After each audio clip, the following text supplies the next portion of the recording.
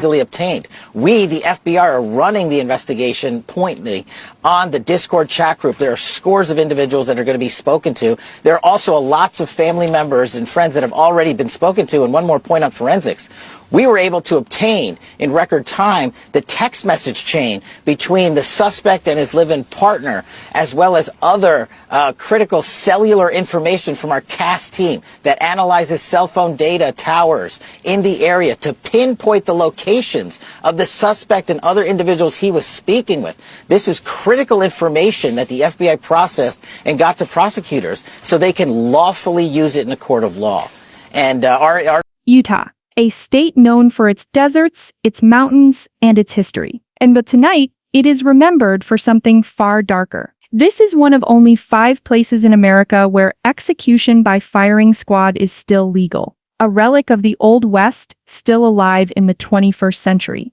And now, that brutal method of punishment looms over the fate of a 22-year-old man. His name, Tyler Robinson. Prosecutors call him a cold-blooded killer. Investigators say he carried out the calculated assassination of conservative activist Charlie Kirk, an act so sudden, so deliberate, that it stunned an entire nation. The country is watching, the media is circling, and in the courtroom, where truth and justice collide, Robinson now stands as the man accused of pulling the trigger. But this is not just another criminal trial. This is bigger. This is political. This is personal. And for Tyler Robinson, the path forward may end at the same place it began, with the cold steel barrels of a firing squad and the eyes of the world upon him. But what really happened in Utah that day? Who is Tyler Robinson, and why did he target Charlie Kirk? Stay with us, because in the next few minutes, we're going to uncover the investigation, the trial, and the secrets prosecutors don't want buried.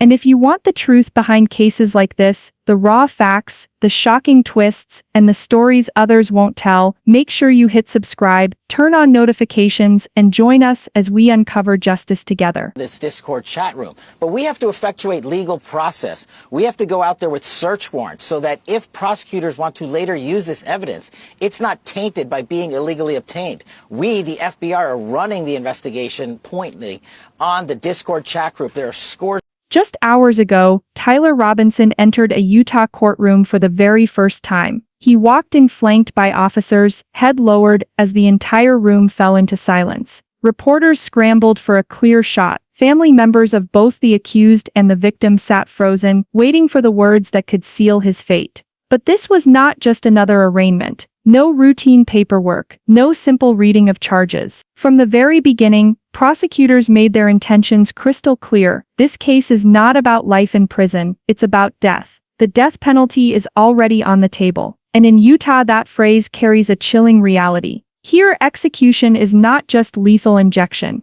By law, it can also mean death by firing squad, 5 rifles, a wooden chair, and a blindfold. For a 22-year-old man like Tyler Robinson, that possibility is no longer abstract, it's real. And while Robinson stood in the courtroom, nearly 2,000 miles away, this very case shook the nation's capital. On the same day, FBI Director Kash Patel was grilled before Congress. Lawmakers demanded answers. How could an assassination of this magnitude happen? Why were digital red flags missed? Patel's testimony painted a haunting picture, investigators racing against time, encrypted chat rooms buzzing with violent threats, and a nation struggling to confront the growing danger of online radicalization. The message was clear: what happened in Utah is not just a local tragedy, it is a national crisis. And every move in that courtroom is now under the watchful eyes of the entire country. Who is Tyler Robinson? At first glance, he doesn't look like the face of a political assassin.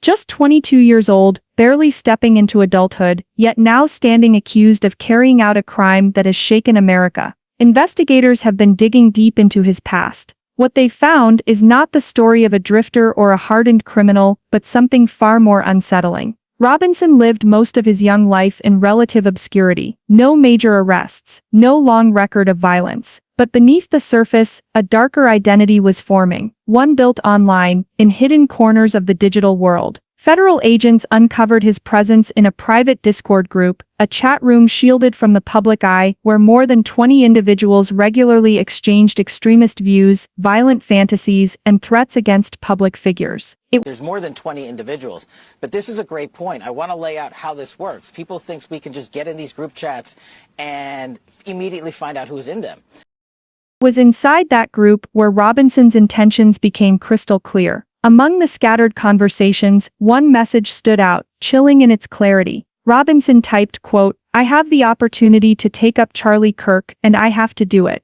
Those words weren't a passing thought. Investigators now say they were a promise, a warning of the act that was soon to come. And he wasn't alone. More than 20 others were in that chat room, reading his words, responding to his posts. Some may have encouraged him, others stayed silent. But all of them now find themselves under the microscope of federal prosecutors, who are weighing whether silence too can be considered complicity. The question is no longer just about Robinson's guilt. It's about whether he acted on his own, or whether this assassination was born inside a community of digital conspirators. The crime itself was as swift as it was deliberate. According to prosecutors, Tyler Robinson had been planning his move for days, maybe even weeks. The Discord messages, the timing, the silence before the storm, all pointed to a young man who knew exactly what he intended to do. On that fateful day, Charlie Kirk was going about his routine, unaware that danger was closing in. Witnesses described the setting as calm, ordinary, until Robinson appeared.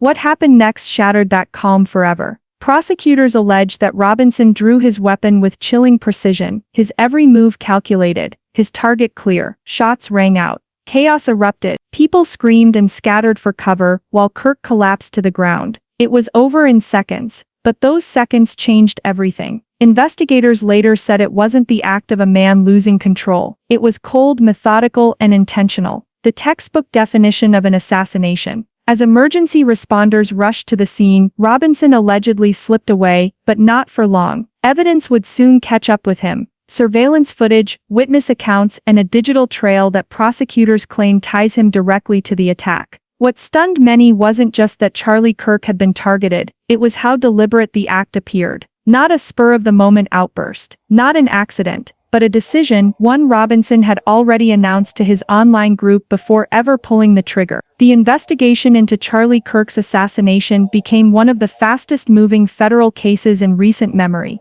Within hours, local law enforcement and federal agents flooded the scene. Every shell casing, every footprint, every second of surveillance video was collected and preserved. But the real breakthrough didn't come from the streets of Utah, it came from the digital world. FBI Director Kash Patel revealed that Robinson wasn't acting in isolation. Investigators discovered a private Discord group chat, more than 20 participants in total. Some were witnesses, some were silent observers, and a few, prosecutors now suggest, may have been active encouragers. Among the most chilling pieces of evidence was a message Robinson allegedly typed just days before the attack. "I have the opportunity to take up Charlie Kirk, and I have to do it." Those words, captured and preserved, may prove to be the smoking gun in the prosecution's case. Digital forensics teams worked without sleep. Deleted chats were recovered. Disappearing messages were pieced back together. The FBI now believes it has a timeline of Robinson's movements, his communications, and even his state of mind in the hours before he pulled the trigger. Meanwhile, in Congress, Kash Patel publicly praised Utah law enforcement for their speed and coordination, calling their efforts a cornerstone of justice in a case that will define accountability in America.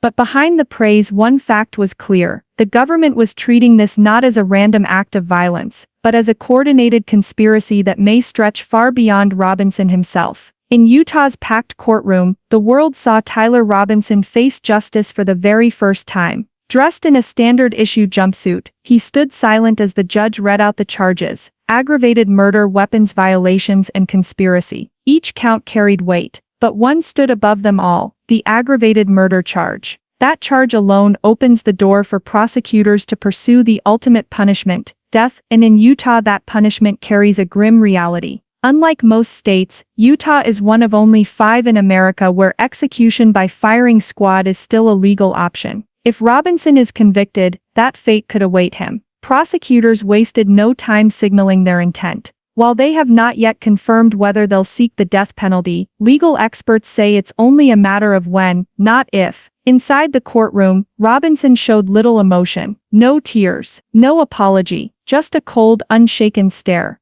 His refusal to cooperate with investigators has already frustrated law enforcement, and sources say he has given no explanation for his actions. Outside, the courthouse steps became the stage for raw emotion. Supporters of Charlie Kirk demanded swift justice, holding banners and chanting for accountability. On the other side, a smaller group argued that Robinson's rights must be protected, no matter how heinous the crime. It was more than a legal proceeding. It was the beginning of a courtroom battle that will test not only Robinson's fate, but also America's deeply divided views on justice, punishment, and freedom. The assassination of Charlie Kirk was not just a crime, it was a political earthquake. Almost immediately, the halls of Capitol Hill erupted with debate. Some lawmakers called it an attack on free speech, arguing that silencing a conservative voice through violence threatens the very fabric of American democracy. Others pushed for new legislation targeting online extremism, pointing to the Discord group as proof that digital platforms have become breeding grounds for political violence. At the center of this firestorm was FBI Director Kash Patel. In his testimony before the Senate Judiciary Committee, he was grilled for answers. How did Robinson's online threats slip through the cracks? Could this killing have been prevented?